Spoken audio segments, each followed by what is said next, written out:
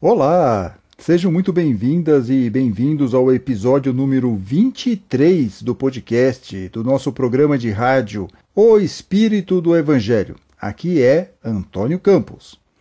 O programa anterior, Derrubando Mitos, parte 1, rendeu muitos comentários das queridas ouvintes e dos queridos ouvintes. Bacana ver a participação de vocês e agradeço a parceria. Espero que este podcast seja um estímulo à pesquisa e ao estudo e, principalmente, que seja uma oportunidade de revisitar o material produzido por Allan Kardec. E, como eu disse no episódio anterior e reafirmo aqui, duvidem de tudo. Chequem cada informação, inclusive as que são apresentadas aqui no programa. Só assim, pela confrontação e comparação, usando o bom senso e a lógica, vamos aprender com mais segurança. E justamente porque recebemos muitas mensagens sobre a parte 1 do Derrubando Mitos, vamos iniciar o bloco 1 com as questões levantadas por vocês. Assim zeramos as dúvidas antes de passar para a segunda parte, Derrubando Mitos, desta vez no Evangelho.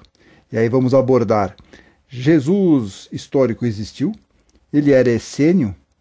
Quem criou a Via Crucis?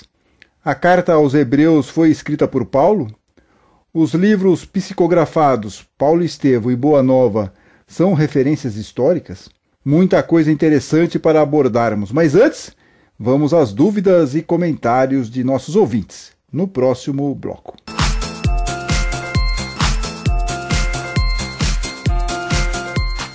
E vamos começar falando sobre o Espírito da Verdade. A ouvinte Paola Aleixo diz que grafar o nome como Espírito de Verdade fica parecendo que há o Espírito de Mentira. Realmente, Paola, fica muito estranho, né? Mais um motivo para usarmos o Espírito da Verdade. O ouvinte Lúcio Almeida pergunta se não foi a tradução para o português que distorceu a grafia do nome para Espírito de Verdade. Não, Lúcio. Eu chequei isso com o PDF da primeira edição em francês do Evangelho segundo o Espiritismo, arquivo disponibilizado no site Kardecpedia. No capítulo 6, o Cristo Consolador, quando Kardec cita João, capítulo 15, versículo 26, lá no item 3 do Evangelho segundo o Espiritismo, ele traz grafado o seguinte: Espírito de Verdade, em francês. Provavelmente porque as Bíblias na época de Kardec traziam essa grafia. E os tradutores brasileiros, óbvio, seguiram a nomenclatura determinada por Kardec.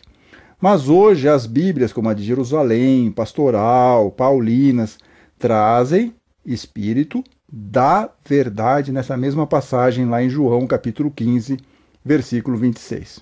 Já a ouvinte Silmara diz que sempre leu e ouviu que o Espírito da Verdade era uma reunião, um conjunto de espíritos superiores, ou como dizem muitos espíritas, uma pleiade de espíritos. Essa é uma versão bem difundida, mas não bate com o que lemos de Kardec e também das manifestações de espíritos lá na Revista Espírita. O Espírito da Verdade é uma entidade que coordenou os demais espíritos que participavam da revelação. Por exemplo, na Revista Espírita de julho de 1858, tem o título O Tambor de Berécina. Kardec está entrevistando o espírito, na questão 18 dessas perguntas que ele está fazendo lá. É de tua própria vontade que vens bater ou outro espírito te forçou a fazê-lo? Resposta do espírito: foi pela minha vontade que vim. Há um espírito que chamais Verdade, que pode forçar-me a isso também. Mas há muito tempo eu queria vir. Portanto, esse espírito está mostrando que ele poderia ter sido convocado por esse espírito chamado Verdade para participar daquelas reuniões mediúnicas que Kardec organizava. Kardec mesmo, dessa vez na Revista Espírita de julho de 1866, ele coloca um ponto final nessa discussão. Ele fala o seguinte: a qualificação de Espírito da Verdade não pertence senão a um só, e pode ser considerada como um nome próprio. Está especificada no Evangelho, diz aqui Kardec. De resto, esse espírito se comunica raramente e somente em circunstâncias especiais, diz Allan Kardec na Revista Espírita de julho de 1866.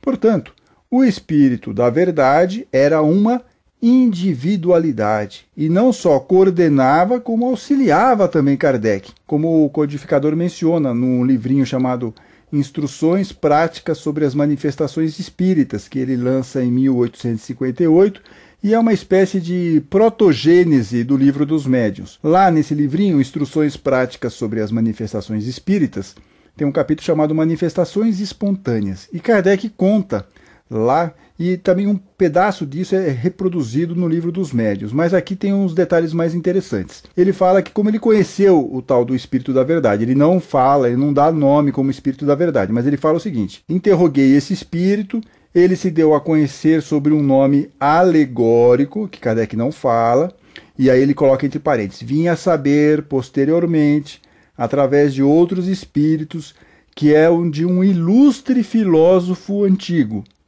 E aí a pergunta para vocês, só para ficar a pergunta no ar. Nós poderíamos considerar Jesus como um filósofo antigo? Enfim, prossegue aqui Kardec. Esse espírito deu-me úteis e sábios conselhos e acrescentou que estaria sempre comigo e viria ao meu apelo sempre que eu quisesse interrogá-lo. Com efeito, desde então, esse espírito jamais me deixou. Agora prestem atenção nesse depoimento de Kardec, na continuação aqui. Esse espírito deu-me inúmeras provas de grande superioridade, e sua intervenção benévola e eficaz me foi manifesta tanto nos negócios da vida material, quanto no que se refere às coisas metafísicas. Kardec dizendo então que o Espírito da Verdade o auxiliava tanto nos negócios da vida material, quanto no que se refere às coisas metafísicas. E aqui me parece que rompemos aqui um paradigma.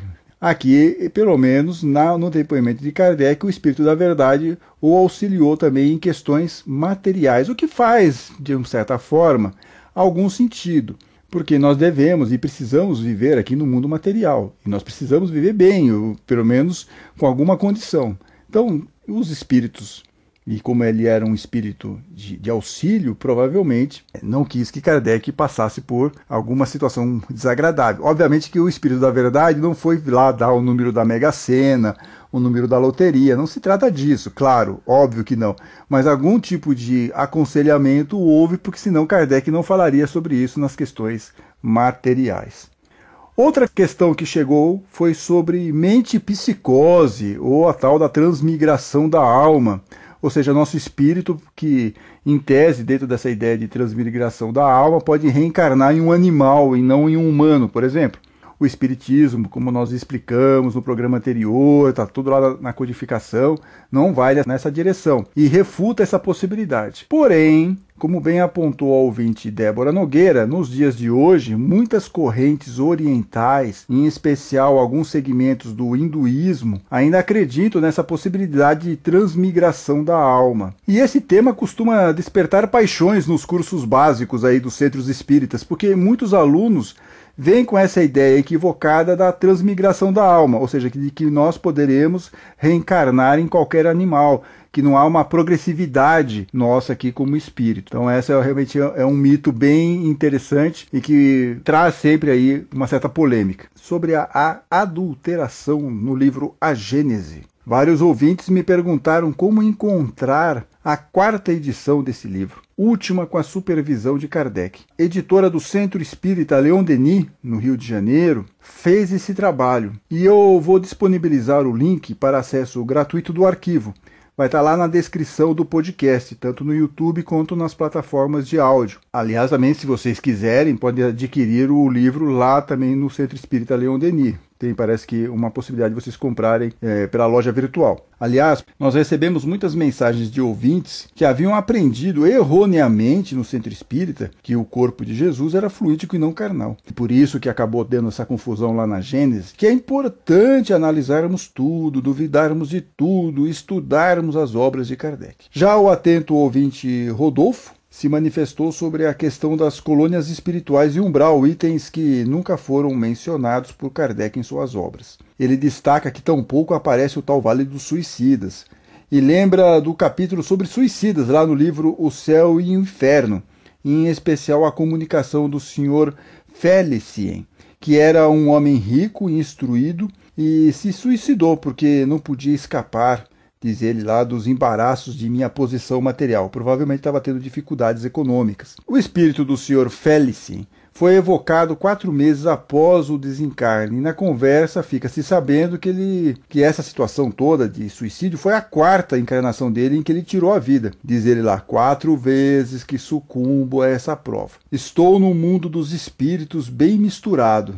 Ele está descrevendo lá na sessão mediúnica que Kardec está comandando. Está dizendo que está lá, tem espírito para todos os tipos lá no local onde ele estava. E aí ele diz o seguinte: orai para que eu fique livre dos horríveis acompanhantes que estão juntos de mim e que me obsidiam com seus risos, seus gritos e suas zombarias infernais. Ou seja, ele está na companhia de espíritos inferiores, como aponta Kardec em um comentário. Isso significa que ele está no Vale dos Suicidas ou no umbral? Não. Significa que pela sintonia e vibração ele está ao lado de espíritos inferiores. Relacionar isso a lugares específicos fica por nossa conta e risco.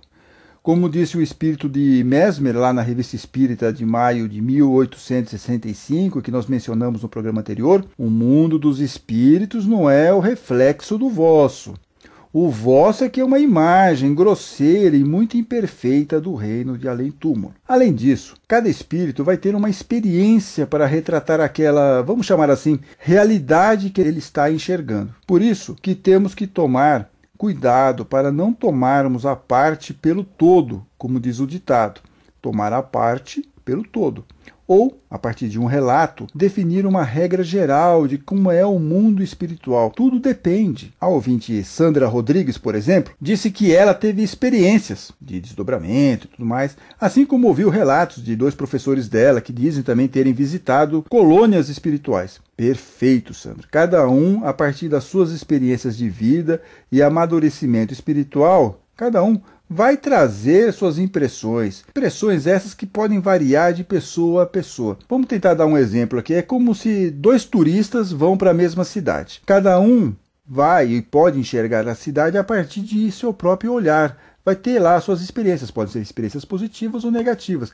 Tudo depende daquele olhar, mas isso é por causa do quê? De uma bagagem cultural, de uma bagagem de entendimento, de compreensão. Tudo isso faz a diferença ao enxergar aquela realidade. Para evitar esses ruídos de comunicação, Kardec tinha um procedimento muito interessante que não foi mais seguido, infelizmente. E nem sei se dá para fazer isso nos dias de hoje, ainda mais com a internet, com essa massificação de informações, tudo voando para tudo quanto é lado. Ele fazia a mesma pergunta para médiuns diferentes e em momentos distintos. Só após a análise e concordância da maioria das mensagens é que ele aceitava aquilo que estava mais em comum como um fato, e um fato que poderia ser publicado. E a Sandra espirituosa termina a mensagem afirmando que, puxa, não dá para ser tão cética assim e ao mesmo tempo ser espírita. Não dá para ser cético e espírita. Não tem como, segundo ela. E eu concordo com a Sandra, porque ser espírita hoje, com todos esses mitos ao nosso lado e nos influenciando, fica difícil mesmo, né? Mas lembremos que Kardec sempre nos alertou para usarmos a lógica e a razão. E não nos esqueçamos que o espiritismo é um tripé formado por filosofia, ciência e religião. E hoje a religião parece que tomou conta, e todos parecem não se lembrar das outras 2 premissas. Seja como for, o programa tem como objetivo propor essa reflexão. Não queremos convencer ninguém e continuamos amigos. Aliás, a Sandra termina a mensagem dizendo isso. Continuamos amigos. E é isso que importa. Podemos divergir, mas sem dissentir. E, finalmente, para encerrar esse nosso blocão de questões levantadas para a primeira parte do Derrubando Mitos, o atento ouvinte Ariovaldo nos envia o link com a participação de Divaldo Franco em 2018 na 20ª Conferência Espírita do Paraná. O médium baiano dá a passagem para a comunicação de um espírito que é atribuído a Bezerra de Menezes. O interessante é que a voz e a fisionomia de Divaldo mudam completamente, o que sugere uma incorporação nos moldes apresentados por Allan Kardec em A Gênese, quando diz lá no item 48, que nós mencionamos no programa anterior, lá do capítulo Obsessão e Possessão, diz o seguinte, Kardec: na possessão, ou seja, incorporação, pode tratar-se de um espírito bom, que queira falar e que, para causar maior impressão nos ouvintes, toma do corpo de um encarnado,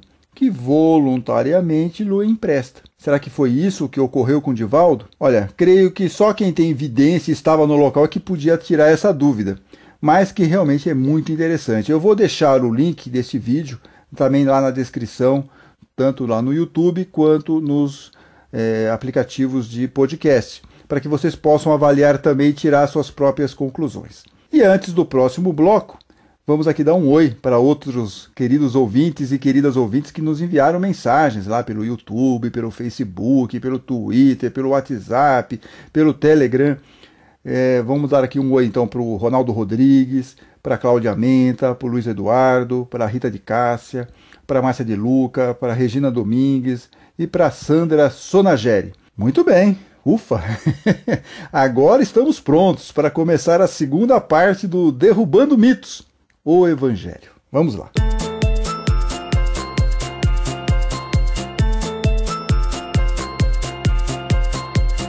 E vamos começar este bloco com uma ponte entre Espiritismo e Evangelho, a partir de duas obras psicografadas por Chico Xavier. Paulo e Estevão, que foi ditada pelo espírito de Emmanuel, e Boa Nova, do espírito Humberto de Campos. E por que vamos falar destes dois livros? Porque muitos espíritas consideram o conteúdo desses títulos como histórico. Em outras palavras, tudo o que está relatado nesses livros aconteceu de fato. Será? Vamos colocar este mito à prova. E começamos com Paulo e Estevão, obra publicada em 1941 e um dos melhores romances, na minha opinião, de Chico e Emmanuel. Muito interessante mesmo e vale a pena a leitura. Mas será que é histórico?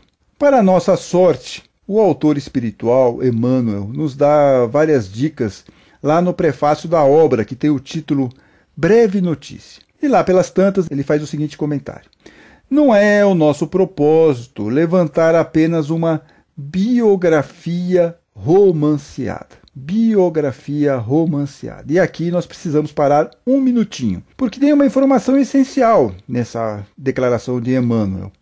Biografia. Perfeito. Então, temos elementos históricos, claro, senão não seria uma biografia. Mas aí ele inclui a palavra romanceada. Ou seja, ele cria ao longo da narrativa situações fictícias. E aí eu pergunto para vocês: como separar o joio do trigo? Como saber o que é história e o que é ficção dentro daquele relato? Só saberíamos se o autor, em algum momento da obra, talvez lá no final, nos contasse o que ele criou. Emmanuel não faz isso.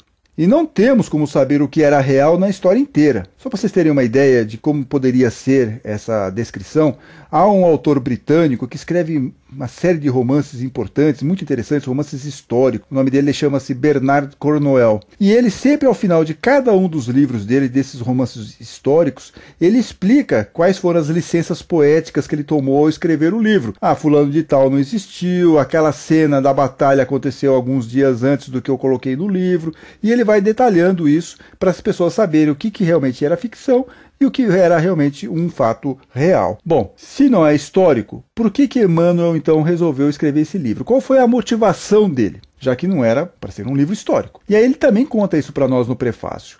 Era para incentivar os cristãos, como ele diz.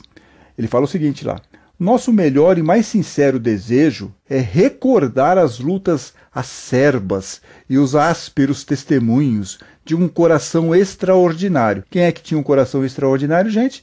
Paulo. Continua aqui o Emmanuel. Paulo que se levantou das lutas humanas para seguir os passos do Mestre, num esforço incessante. Continua aqui Emmanuel. As igrejas amornecidas, ou seja, está tudo muito morninho, né? As igrejas amornecidas da atualidade e os falsos desejos dos crentes nos diversos setores do cristianismo justificam as nossas intenções, diz Emmanuel.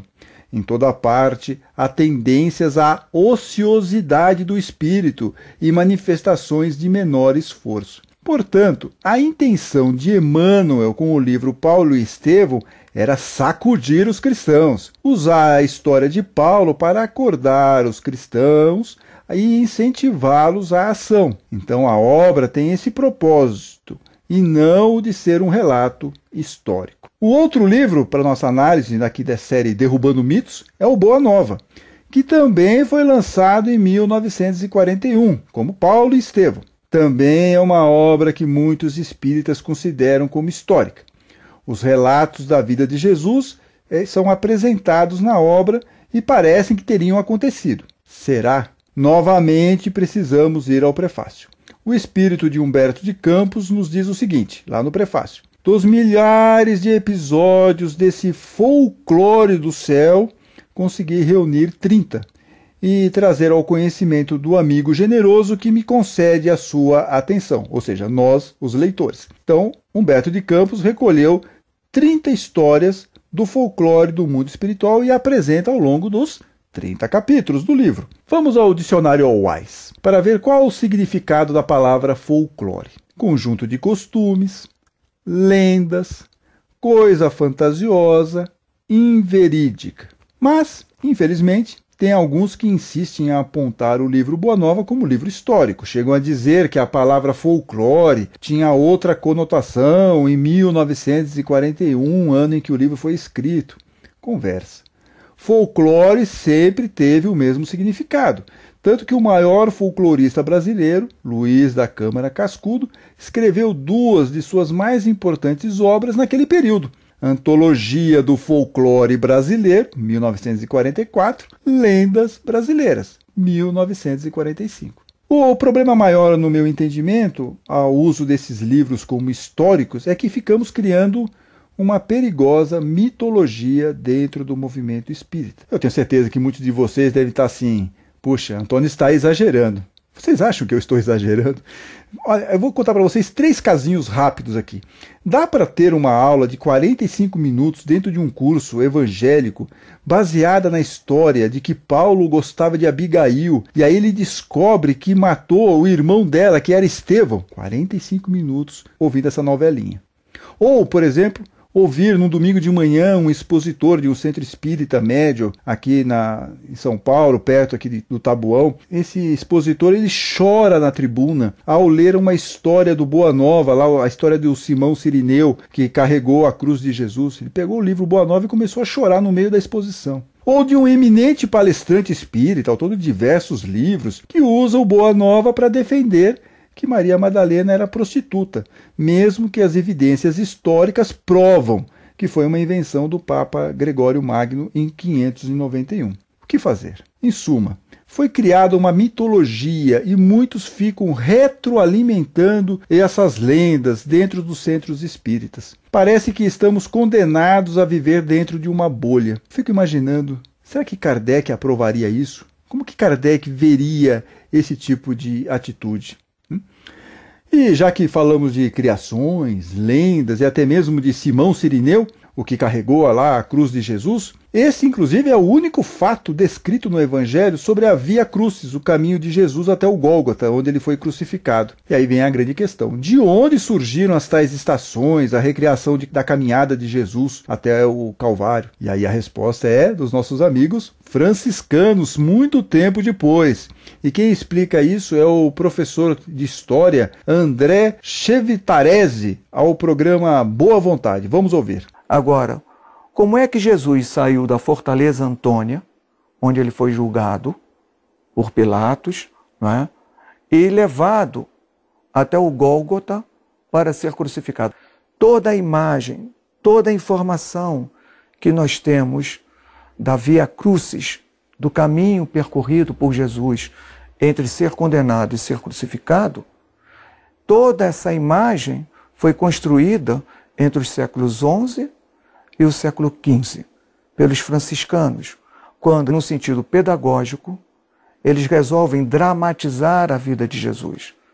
Então, preencher cada cena, desde o nascimento até a ressurreição e a ascensão aos céus, passo a passo, foram quase 4 séculos sendo construídos. A Via Crucis não está detalhada no Evangelho, mas o Novo Testamento também possui suas curiosidades e mitos. Uma delas é a carta aos Hebreus. uma carta que por muito tempo foi atribuída a Paulo. O outro historiador e biblista, Pedro Lima Vasconcelos, diz que o título e a autoria desta carta não são o que parece. Segundo ele, que publicou inclusive um livro sobre esta epístola pela editora Paulus, a carta não é carta, é um sermão. A carta não é endereçada aos hebreus, mas tenta mostrar Jesus como uma espécie de sacerdote da época dos primeiros judeus. Daí que alguém teve a ideia de acoplar hebreus ao título do texto. E também, diz aqui o Pedro Lima Vasconcelos, que a carta também não foi escrita por Paulo. Aliás, apenas 7 cartas das 14 que estão lá no Novo Testamento, que são atribuídas a Paulo, foram escritas pelo apóstolo. E tem praticamente a unanimidade dos pesquisadores. São elas: Romanos, Coríntios 1 e 2, carta aos Tessalonicenses 1, Filipenses, Gálatas e carta a Filemão. Pedro Lima Vasconcelos explica no programa Paz e Bem, tem disponível aqui no YouTube, por que esta carta aos hebreus não foi escrita por Paulo. O conteúdo de que trata este texto aos hebreus, este conteúdo nada tem a ver com os temas fundamentais que Paulo desenvolve nas suas cartas e, por extensão, em toda a sua atividade como formador e animador de comunidades. Quanto ao estilo também, quem escreveu este texto aos hebreus portava um certo modo de escrever e, mais especificamente, de lidar com os textos das escrituras judaicas, muito diferente daquele que nós encontramos nos escritos de Paulo. Mas então por que associaram este texto a Paulo? Associaram porque no final dele há 4 versículos que foram lidos como se remetessem a Paulo e à sua atividade de escritor de cartas. Especificamente o versículo 23, que fala de um irmão Timóteo que foi libertado. Como nós sabemos que Paulo teve como um dos seus companheiros de atividade missionária justamente Timóteo, então o pessoal fez a associação entre o Timóteo daqui e o Timóteo de lá. Daí já concluiu de uma vez só que Paulo teria sido o autor da carta. Além dessa associação com Timóteo, a carta também apresenta uma saudação final que lembra um pouco aí o encerramento de Paulo em algumas cartas. Mas já que estamos falando sobre Paulo, vamos aproveitar e verificar como ocorreu seu desencarne, assim como o de Pedro. Se é possível, nós temos aqui alguma informação fidedigna. Essas informações não constam no Evangelho, como vocês sabem, tem muito mito sobre isso. O historiador Bart Ehrman, no livro Pedro, Paulo e Maria Madalena, diz que os relatos sobre as mortes dos 2 apóstolos vieram pela primeira vez de uma carta chamada Um Clemente, que não se sabe por quem foi escrita, mas é atribuída ao primeiro bispo de Roma e teria sido escrita por volta do ano 95, uns 30 anos após a morte de Pedro e de Paulo. Diz Ehrman aqui que no final do século I e início do século II, já havia entre os cristãos, e já havia um certo entendimento, de que Pedro e Paulo haviam sido martirizados durante a perseguição do imperador Nero. Por volta do ano 200, Tertuliano, um dos pais da igreja, sugeriu a tradição de que Pedro havia sido crucificado. Mas é com Eusébio, por volta do ano 300, Eusébio lá por volta do ano 300, que vem uma informação no seu livro chamado A História da Igreja, de que o apóstolo teria sido crucificado de cabeça para baixo. Não há relato de como foi a morte de Paulo, diz o historiador Bart Ehrman. Como se pode perceber, há muita desinformação e muito mito em relação tanto à morte de Pedro quanto de Paulo. Outra história que vira e mexe aparece como tradição é de que Jesus seria um essênio. O que são os essênios? É uma espécie de um ramo do judaísmo, digamos, mais radical, cujos membros viviam em comunidades afastadas dos núcleos urbanos na época lá de Jesus e procuravam seguir a lei mosaica com exatidão. Uma das mais famosas foi a comunidade de Qumran, à beira do Mar Morto, perto do Rio Jordão, onde foram encontrados vários manuscritos lá no meio do século passado. É nesse ponto do Rio Jordão, perto da cidade de Betânia, que João Batista fazia seus batizados. Muitos historiadores especulam que João Batista poderia ser um essênio da comunidade de Qumran, porque é muito próximo, devia ser aí uns 15 quilômetros mais ou menos de distância. Mas que ele resolveu sair daquela comunidade e levar para as pessoas a prática da purificação por imersão, uma característica dos essênios. Mas seria Jesus um essênio? Olha, muito pouco provável. Até mesmo Kardec, lá em 1864, no livro O Evangelho segundo o Espiritismo, ele já descartava essa ideia, dizendo que é certo que Jesus conheceu os essênios, mas nada prova que se lhe houvesse filiado, sendo, pois, hipotético tudo quanto a esse respeito se escreveu. O historiador Pedro Lima Vasconcelos vai nessa direção e diz que os essênios de João Batista não eram itinerantes como Jesus. No caso dos essênios, se relacionar com pecadores, então, era algo inimaginável, como ele conta no curso Jesus da História, lá no canal Paz e Bem. Vamos ouvir. Salientado nisso que é algo bastante marcante e que o distingue, seja de João, seja da comunidade lá de Qumran, o caráter itinerante da sua atividade, que o leva a ser chamado de amigo de publicanos e pecadores. Veja só se alguém que leva esse apelido, né, é conhecido dessa maneira, ia ter o apego a práticas de purificação, por exemplo, como a gente vai encontrar no caso de Qumran e mesmo no caso de João. E vamos aproveitar ainda o conhecimento de Pedro Lima Vasconcelos. Pedro Lima Vasconcelos, que inclusive nos próximos episódios ele deve fazer parte, aqui nós vamos entrevistá-lo sobre as viagens de Paulo. Então vamos aproveitar aqui o conhecimento de Pedro Lima Vasconcelos mais um pouquinho nesse programa e encerrar o programa de hoje com a grande questão. Existiu o Jesus histórico?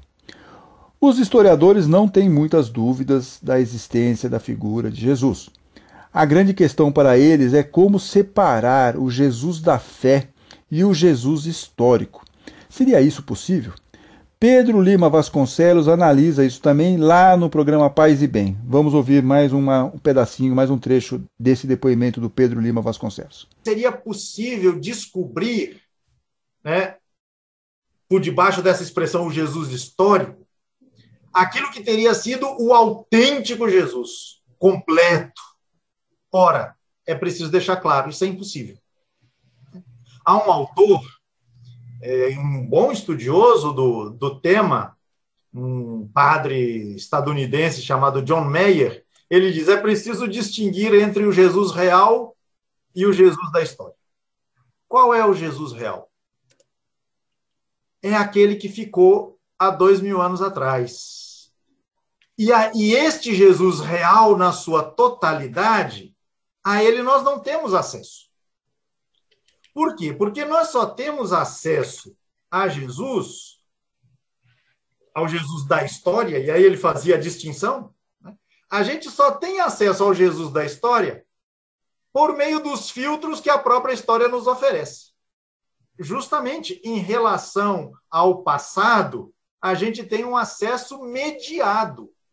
Só o que a documentação nos oferece, né, ou só através disso que vem da documentação, é que nós podemos dizer alguma coisa. Houve muita coisa que se escreveu sobre Jesus. Então, você fazer uma busca pelo Jesus histórico prescindindo dos textos que se escreveram, que foram escritos sobre ele, é impossível. Este Jesus que veio a ser reconhecido como Cristo por uma série de grupos, uma série de pessoas, uma série de comunidades que, ao fazerem suas respectivas histórias, fizeram emergir os textos que nos dão acesso a este mesmo Jesus, particularmente os evangelhos. A gente chega a elementos do que terá sido a trajetória de Jesus em palavras e gestos, mas a gente não chega ao fato bruto, digamos assim, ao fato a ponto de poder isolá-lo. O que a gente tem são testemunhos. Testemunhos sobre Jesus que estão concentrados e são encontrados principalmente, vocês sabem, lá nos 4 evangelhos. Seja como for, não podemos perder de vista uma questão que é muito importante, que vale para tudo nesta série em que analisamos alguns mitos, nesses 2 programas que falamos aqui sobre derrubando mitos. Um deles vem lá do nosso Livro dos Espíritos, onde tudo começa aqui para nós como espíritas. Vamos abrir o Livro dos Espíritos na questão 625. Allan Kardec faz a seguinte pergunta para os espíritos de luz: qual o tipo mais perfeito que Deus ofereceu ao homem para lhe servir de guia e modelo? E os espíritos de luz respondem curto e seco: vede Jesus. Só isso.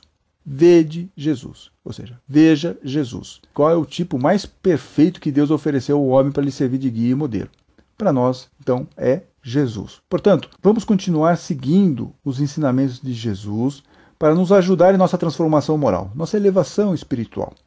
Mas sem perder de vista a objetividade, a racionalidade e o conteúdo que todo o trabalho de Allan Kardec nos traz e nos mostra. Tudo isso para evitarmos cair nas armadilhas da mistificação, da mitologia e das informações equivocadas. Porque, como diz lá o Espírito da Verdade, espíritas, instruí-vos. Até o próximo episódio de O Espírito do Evangelho. Fiquem bem, fiquem com Deus.